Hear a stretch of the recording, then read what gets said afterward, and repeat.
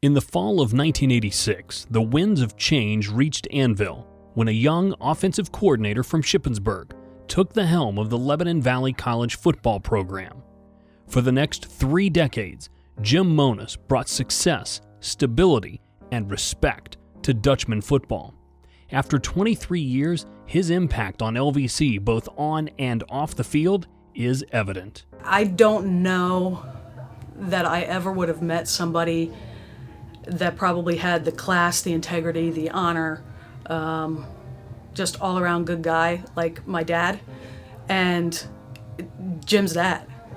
It was just amazing to be able to be in the office with him on a daily basis. A pleasure to coach with you for many, many years. The harmony of our department was unbelievable with you. One of the positives of your program is showing how long your assistant coaches have stayed with you without leaving. Many programs that doesn't happen. Assistant coaches leave for various reasons, but everybody works together in your program and what you've done for the school in general and the athletic department. The all-time winningest coach in LVC history, Monos quickly transformed the Dutchmen from basement dwellers to a winning program. He was named the MAC Co-Coach of the Year in 1989, and in 1991 and 1992, he led the Dutchmen to their first back-to-back winning seasons since the late 1970s. I've just never seen anybody more prepared than Coach was. You could talk to him on a Thursday or Friday, and you'd talk about a team, and I did it to this day. We talked before some of his games this year, and there wasn't anything he wasn't ready for, didn't know about. And I think people, coaches, people in the community, people knew that. And certainly the biggest compliment is I know a lot of coaches that are in the league that have coached against Coach, and none of them like to play his team ever. And that's the biggest compliment you can give, and that was because they had respect for him. I think he wants every student he brings here, first of all, I think he believes in. I don't know that he believes that every one of them is going to be an All-American.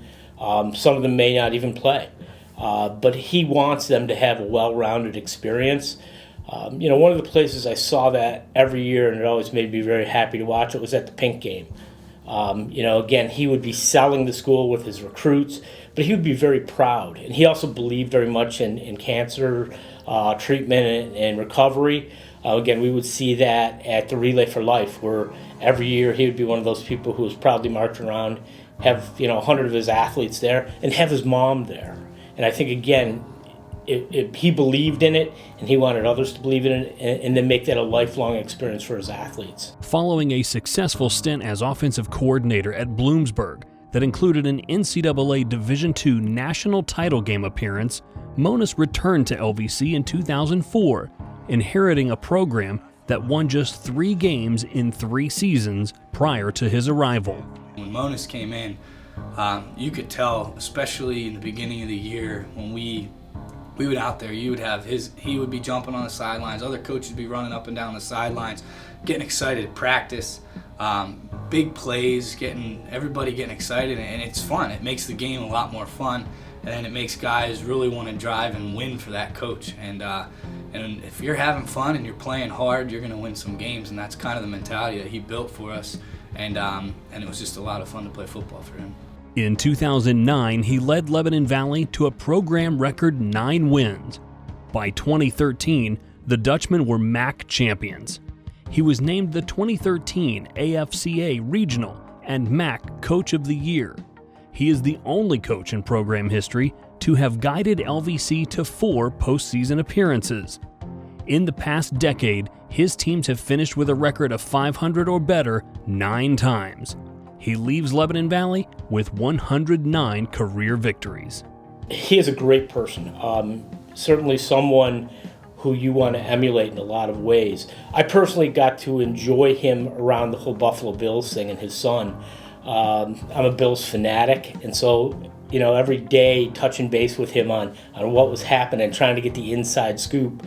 And so Jim would get excited about that. And Jim, if you know him, just gets excited about anything that he really likes and enjoys. And so that's been a fun place to touch, have a different type of relationship with Jim. But he's just a great guy who I hope I can, have some of the characteristics he has. His demeanor, win or lose, a guy that cared about every program here, not just his own, and that doesn't happen a whole lot with a football coach. You know, that really is, you know, something really special that he brought here, that he knew if we won or lost. He knew if we were going through a tough time or going through a great time. He and his staff would travel to, we were playing in a conference championship, and not just here. He'd travel to Alvernia, he'd travel to Messiah, and our kids noticed that. And that just is the kind of the special guy that he is. Monis's contribution to the football program, athletic department, and Lebanon Valley College as a whole has been profound.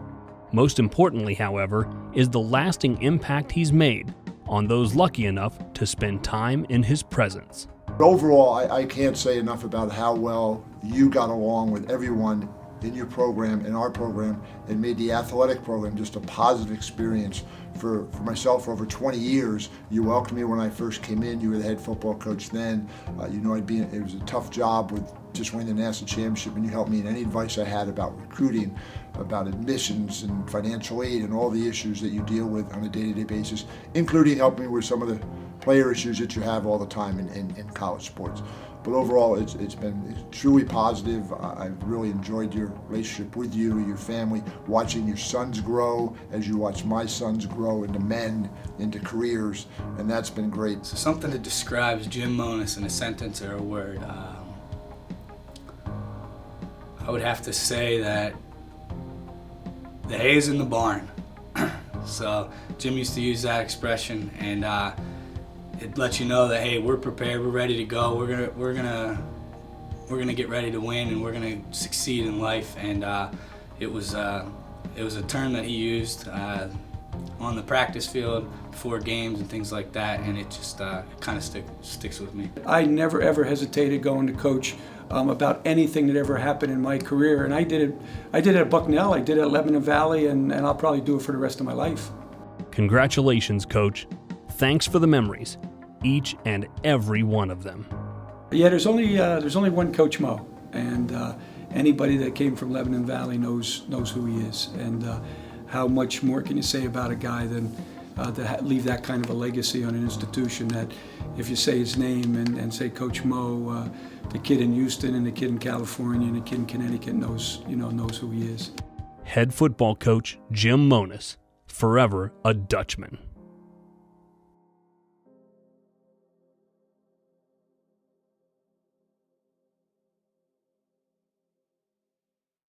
So I guess I can't go into too many details about it, but I will say that I was part of one of Jim Monis's biggest mistakes in his career. So he asked my roommate to keep an eye on me. I got into a little bit of trouble when I was a sophomore, his first year here, and he asked my roommate to keep an eye on me, and just so he remembers that was probably the worst mistake of his career. Actually, the only thing that Jim never followed through on was he always said he was going to come down to the batting cage and try and hit off of our pitchers.